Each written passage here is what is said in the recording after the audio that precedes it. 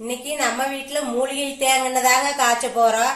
என்னென்ன பொருள் எடுத்து வச்சிருக்கிறேன்னு பாத்தீங்கன்னா, சின்ன வெங்காயம், காட்டு கரசலாங்கண்ணி, வெத்தலை, நொச்சி இலை, கொய்யா இலை, பொடுகு தலை, சவுரி கொடி, அதுக்கு இன்னொரு பேர் முதியோர் கூந்தல்னு சொல்லுவாங்க, வெற்றி வேறு, செம்பருத்தி இலை, வெந்தயம், கருஞ்சீரகம், வெற்றி வேறு, வேப்ப இலை, சோற்று கற்றாழை, முருங்கை இலை, ஆவாரம்பூ, பெரிய நெல்லி, மருதாணி, குப்பமேனி இலை, கருவேப்பிலை, 20க்கும் மேற்பட்ட மூலிகை பொருள் தாங்க நம்ம போட்டு காய்ச்ச போறோம். இப்ப வாங்க நம்ம தேங்காய் ஊத்தி காய்ச்சிக்கலாங்க. இப்ப நம்ம 3 லிட்டர் எண்ணெய் இருக்குதுங்க. இப்ப நம்ம காய்ச்சறக்கு ஊத்திக்கலாங்க. நம்ம ஆட்டின எண்ணெய் தாங்க இது, தேங்காய் எண்ணெய்ங்க.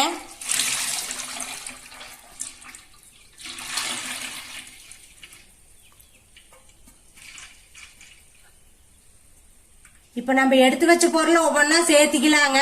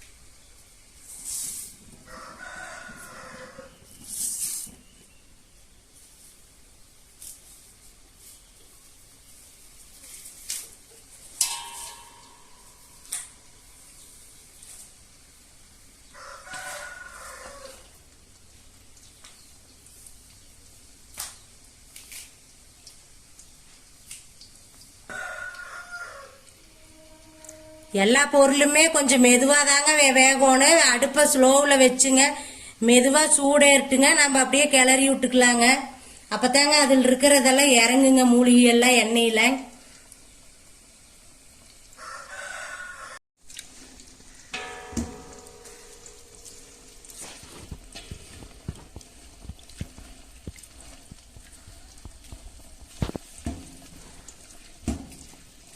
போட்ட மூலிகை பொருள் எல்லாம் இப்பதாங்க வெந்துகிட்டு இருக்குதுங்க.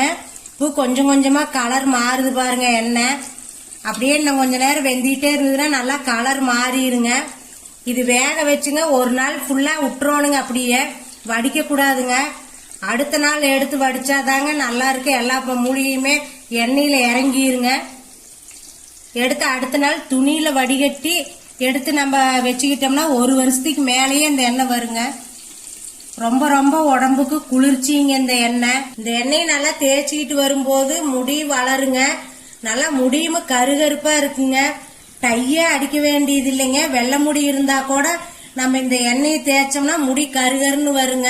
உடம்புக்கு ரொம்ப ரொம்ப நல்லா குளிர்ச்சி கொடுக்குங்க இந்த எண்ணெயை தேய்க்கும் போது. வெயில் காலத்துக்கெல்லாம் சூடே பிடிக்காதுங்க. நீங்களும் இதே மாதிரி காய்ச்சி பாருங்க. எண்ணெயை எல்லா மூலிகையும் கொண்டு வந்து காய்ச்சுங்க நீங்களுமே. இப்ப எண்ணெய் நல்லா வெந்து வந்துருச்சுங்க. போட்ட மூலிகை பொருள் அத்தனையும் எண்ணெயில இறங்கிருச்சுங்க. கலரும் மாறிடுச்சு பாருங்க. நம்ம இது கூடயே இப்ப 1/4 லிட்டர் நல்லெண்ணெய் சேர்த்திக்கலாங்க. இதுவும் ரொம்ப ரொம்ப குளிர்ச்சிங்க உடம்புக்கு.